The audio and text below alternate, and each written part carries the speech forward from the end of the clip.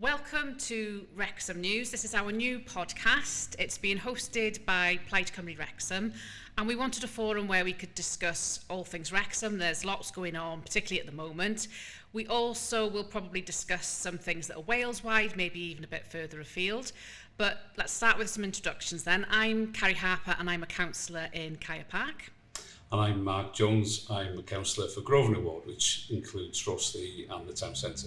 So this is the very first podcast. What we're going to be discussing today is quite a controversial issue, Wrexham's local development plan, otherwise known as the LDP. We're also going to pay a visit to Chapter Court and go and see Andy Galanders in the Rough Hands Tap Bar.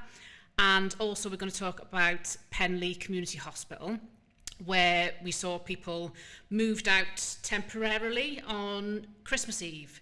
And we're trying to do a bit of digging to find out what exactly is going on there.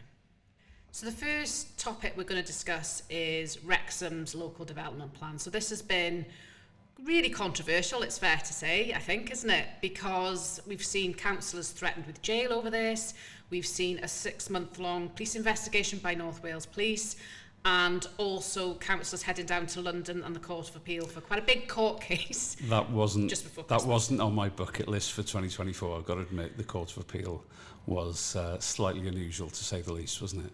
Just before we start with the Court of Appeal then, I suppose it's worth just explaining to people, in some ways a local development plan can sound quite complicated, but in a lot of ways it's actually really simple as well. The issue most people have got, certainly councillors and residents that you speak to, is the fact that there's just too many unaffordable houses in the plan. The housing numbers come down from Welsh Government to local councils, and also there's no infrastructure plan to go with the amount of houses that Welsh Government wants. So, unsurprisingly, councillors have had an issue with it, residents have got a problem with it, and that is why we've ended up actually fighting both the council and the Welsh Government and the developers. Well, yeah, I think it's the infrastructure more than anything, isn't it? Because people can see thousands of new houses being planned or allocated land for, but they're not seeing the health infrastructure, they're not seeing the schools, they're not seeing the roads and the public transport to meet that new demand. And that's where things start to fall apart. It's a basic, isn't it, really? Well, it is. And although some of the big developments, there was talk about having schools on them, even with those big developments, 1,500 on one side of town, 1,680 on the other side of town, the developers on those two sites were already starting to question, do you need a new school because of falling roads? As they do, as we've seen them do every in time. Lots of other applications as well. I remember seeing that piece of A4 paper which said Marc Jones versus the Welsh Ministers, Wrexham Council, and then the list of all of those developers as well. Yeah, and I think we should point out, although it is in my name, that was purely to limit the potential court costs against us. It was capped at £5,000 because it was in my name. But it was the majority of Wrexham councillors who had voted twice in April and June 2023 not to adopt this plan, because this plan's gone through a very long process in terms of it was knocked back by Welsh Government back in 2012. Because they wanted more housing. Because they wanted more houses, because they were saying that the population of Wrexham was going to increase by 20% by 2038. And because of that, we needed all these new houses. Wrexham Council initially has said, we don't want to build any new houses on greenfield sites. We wanted to keep it on brownfield sites, which is derelict land, basically. And Welsh Government said, no, you've got to build on greenfield sites, which was, exactly what the developers wanted to hear, of course, because they can get top dollar for greenfield sites, executive housing, and that's what was put forward. Now, we argued from the outset that this wasn't what Wrexham needed. It may have been what the developers wanted, but it wasn't what Wrexham needed. Wrexham needs affordable housing, genuinely affordable housing. We've got more than 3,000 people on the council house waiting list. The majority of them want 1- and 2-bedroom accommodation. That's not what this plan was going to deliver. No, and it's worth raising, isn't it? There was a new housing estate started selling, I think, a couple of weeks ago, and the starting prices for those were about 330,000. So, you know, even your so-called affordable housing is only 30% off market value. So you'd have been talking starting prices of around 300,000. That isn't genuinely affordable for people, is it anyway? No, I mean, that's perhaps an extreme example. It's in Rossett, which is a more expensive part of the borough, but the reality is affordable in this context doesn't mean genuinely affordable. And I think one really important point to make is when we sent this to the inspectors, the planning inspectors, to examine, they came back with half the number of affordable housing. That was another reason to say... It's down to 9%. Yeah, it's 9%. It's just over 500 out of more than 7,000. So the vast majority will be classed as general housing, which is unaffordable to a great many people in Wrexham. And we've described it before as Chester on the cheap, because a lot of these housing estates, and we've seen this over the last 15 years or more in Wrexham, we see these developers come in, they want to build big estates close to the bypass. They're always advertised with commuting distances to Manchester, Chester and Liverpool. So all this development and building is going on. All well, like you say, we've got thousands of people on social housing waiting lists. We have hundreds of people waiting to view properties, even to rent, let alone people struggling to get a deposit together for a mortgage, which they're not going to get for this entry-level housing if it's £260,000, say, even on the lower end. So it's not that people don't want to see houses built. It's that we need to see the right houses in the right place and at a price that people can actually access. Yeah, and the bottom line is you want to live in a community. You don't want to live on a super estate where you've got to have a car to access any services, access schools, access health. You know, people want to live in a community, and I think that's really important. And this is not what it's delivering. And we've got to stop having plans which are for developers, for profit, rather than for communities and for people. I think there's a genuine concern people raise about identity as well, because a lot of this development is eating up the green wedge, isn't it? So you're seeing villages coalesce. So, you know, people are entitled to have strong opinions on this, and certainly their representatives as councillors are entitled to have strong opinions on this. And we were threatened with jail unless we voted to adopt this plan. So it's worth maybe talking through how we got to that stage, because it's unheard of, isn't it? Yeah, it's been a very difficult process, let's face it. As councillors, we're there to represent the people. If the people don't like what we're doing, they can sack us. In an election, they can sack us. We found ourselves up against council officers who wouldn't share legal opinion with us, which I find difficult to understand. We found ourselves up against Welsh Government ministers who wouldn't talk to us. You know, when we made it clear that we weren't going to vote for this, rather than say, let's get round the table or let's impose the plan, they had that option as well. They chose to hide behind the developers. The developers were the ones who started the whole legal process. I think basically Welsh Government hid behind those developers, let them get on with it. The developers, they've got their own interests. Obviously, they stand to make tens of millions of pounds of profit from these big super estates. Good luck to them. But that shouldn't mean that we just bow down and keel over just because they are looking to make money. You know, we have to think about the long-term interests of Wrexham, and the long-term interests of Wrexham is not urban sprawl. And that's what the planning system should be for, though, isn't it? Is to strike that should balance. Be for, but yeah, it should It's been skewed in one direction, I think, for too long. And we're seeing the impact of that socially, environmentally, and in lots of other ways. So it's no surprise that people have got concerns. I think one of the most frustrating things I found through the whole process is this anonymity with Welsh Labour Government. So you mentioned that they've got the power to intervene. They could have enforced this plan. I mean, the bottom line is they didn't do it because they didn't want the political accountability of being seen to force this on Wrexham. So that's why they've tried to hide. But even now, even at this point, no minister has been willing to put their name to say, we want this to go ahead. We want all this development to happen. I'm backing it 100% because of A, B and C. And people deserve to know who is pushing this, why they're pushing this, and why they're refusing to listen to people. And I think we're still, after all this time and all this process, we have no answers in terms of where this push and who this push is coming from. Yeah, and I think it's really interesting as well, because there's the Court of Appeal, that went through, they came back, the judges there, very experienced planning judges, came back 3-0 in our favour, in favour of the councillors. Yeah. It was quite a brutal, damning judgment as well. It didn't leave any room for manoeuvre. They refused rights of appeal to the Supreme Court.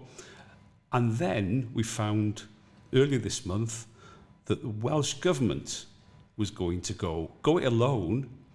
It was interesting because we know the council has had council opinion, legal opinion, on whether to appeal. We know, well, pretty sure that the developers would have had the same legal opinion. Those two parties have chosen not to go any further with the court process. They've basically accepted the Court of Appeal judgment.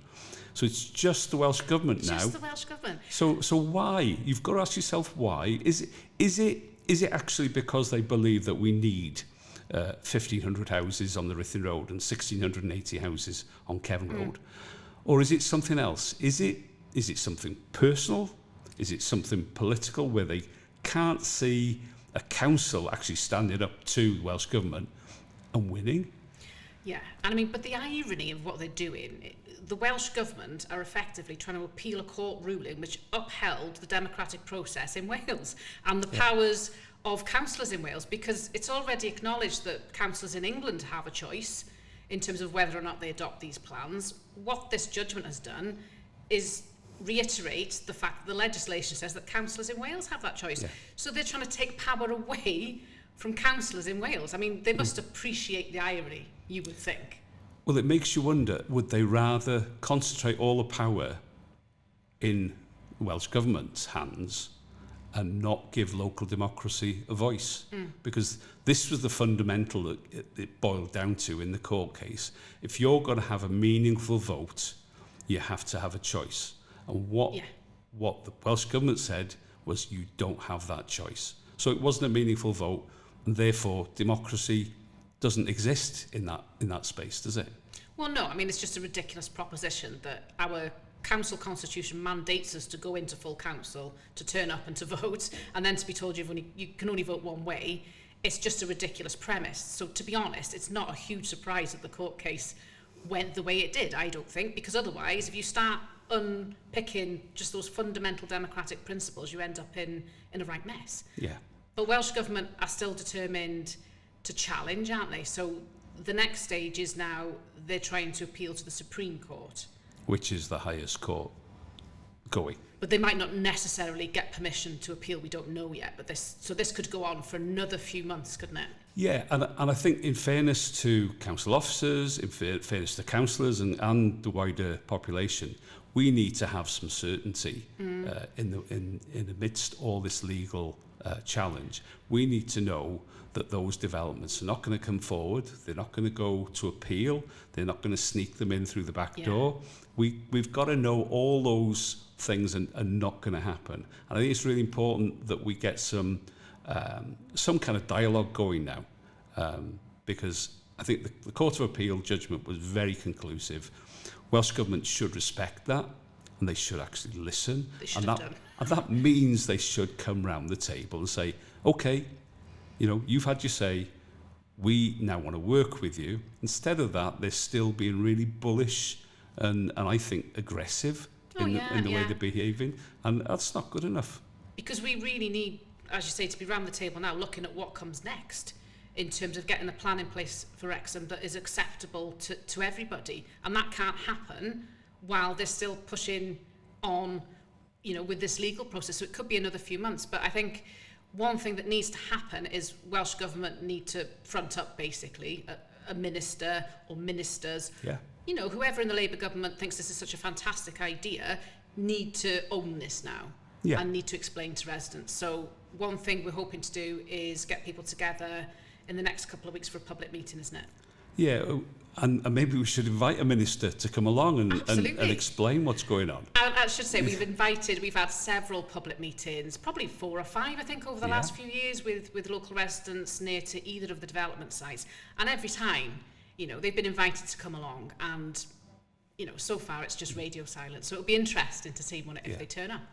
Well, yeah, because I've got questions I want to ask. I'm sure residents have got questions, because people who are directly affected most of all by this are certainly going to have questions about why do you want to build on land that floods? Why do you want to build on our green fields? Where are the extra GPs coming from? Good agricultural land. All these questions which they haven't addressed. And I think it's really important as well that we keep the focus on we want new housing. We want new housing. There's 1,600 empty properties in Wrexham. There's 3,000 houses already got planning permission, which developers can build any time they want. So there's nothing stopping us having thousands of extra houses to meet genuine need.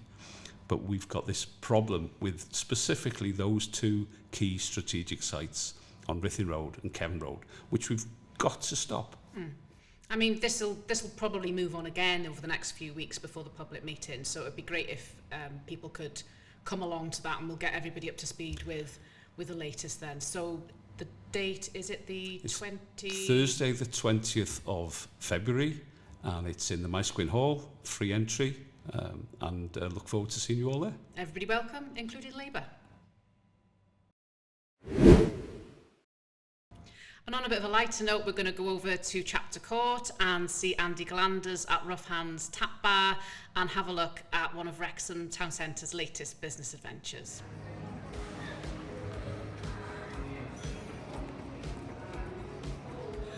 I'm here in Chapter Court, one of Wrexham's newest venues, and I'm here to talk to Andy Glanders, who owns Rough Hands Tap. Andy, can you tell us a little bit about Chapter Court, the project, your business, and all the background, please? Yeah, sure. So Chapter Court is in the centre of town centre. It's a large element of the town centre. It's a big triangle right in the heart of the shopping precincts. Basically, all the shops had shut down because the shops didn't need the size of units anymore. So the owners decided they needed to do something radical, and that's basically they've converted a lot of the shops into smaller units. So we're currently sat in 2 shops that used to be CEX and a card factory. And what they've done is they've taken those 2 spaces and created 8 micro units. I'm one of the larger units within the development so far, but the idea is you can start in one of the smaller units, go to the next bigger size, and then eventually move into one of their high street shops. Can you tell us a little bit about the other businesses that are located here as well? Yeah, sure. So we're a tap room, so that's self-explanatory. We sell delicious beer and coffees and all that kind of stuff. We've got a curry house, we've got crystals, we've got home fragrance, we've got a Ukrainian bakery just opened, we've got a Ride the Wave that do sea-inspired clothing and jewellery, and we've also got a hamper company moving in very soon. We're actually fully occupied, which is great. We've been here 8 months now, and to have the whole unit full has been is really exciting. So it's a great opportunity, isn't it, for a small business to progress as well, and you've seen that already, haven't you? Yeah, so even in, we've been here 8 months. Ride the Wave moved from a smaller unit into a larger unit. Another company, Red Dragon Bolts, moved from a medium-sized unit to a shop front. So it's already happening. It's proven its objectives. I mean, it's just really exciting because Chapter Court's such a, like I was saying, such a big element of the town centre, and we've got a lot of the bigger units that need filling. We've just seen Cllr move from Eagles Meadow back to the area, and that's included within the Chapter Court as well. So there's a lot of movement at the moment, and yeah, it's very exciting. And it's not the end of the project either, is it? Because there's outside space that's going to be developed at some point. Can you tell us a bit about what that's going to look like? Yeah, so this is Chapter 1, obviously going with the branding. So this is now semi-complete. There's an outside area which will have more food and drink. Around the corner where the old Iceland and Business Hub has just been converted into a large open event space for people to rent out. Next to that, you've got the where the market's moved temporarily. That's getting converted now into leisure as well. So yeah, the landlords are really keen to keep going, keep pushing, and give it another year or two, and it'll be a very exciting part of town. And if people want to support local businesses, this is really the place to call in, isn't it? Buy local, come and find something that's a little bit different. So hopefully people come in and say hello. Yeah, every single business here is from Wrexham, so that's the other part. You know, the owners wanted it to be very much local, with the mix of national sort of clog in the mix, which helps everyone grow. Sounds like the perfect balance. Yeah, well, we think so.